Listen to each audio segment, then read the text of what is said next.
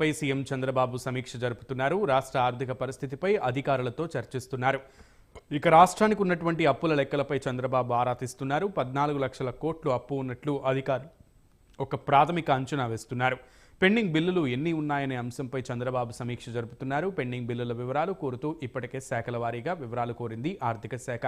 రాష్ట్రానికి వస్తున్న ఆదాయాలు, కేంద్రం నుంచి రాబట్టాల్సిన నిధులపై సీఎం ఫోకస్ పెట్టారు. ఈసారి పూర్తిస్థాయి బడ్జెట్ కాకుండా ఓట్ ఆన్ అకౌంట్ ఆర్డినెన్స్ పెట్టాలని ఆర్థిక శాఖ ప్రతిపాదన పెట్టినట్లు తెలుస్తోంది. ఆర్థిక శాఖ శ్వేతపత్రంపై సీఎం చంద్రబాబు కసరత్తు చేస్తున్నారు.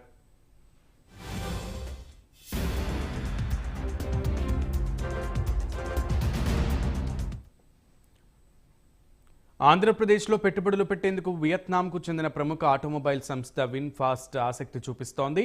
ఇక ఆ కంపెనీ ప్రతినిధి బృందం అమరావతిలో ముఖ్యమంత్రి చంద్రబాబుతో భేటీ అయింది. విన్ఫాస్ట్ సీఈఓ ఫామ్ సాన్ చౌ ఆ సంస్థ ప్రతినిధులు సీఎం చంద్రబాబుతో చర్చలు జరిపారు. విన్ఫాస్ట్ కంపెనీకి చెందినటువంటి అనువైన భూములను పరిశీలించాల్సిందిగా పరిశ్రమల శాఖను చంద్రబాబు ఆదేశించారు.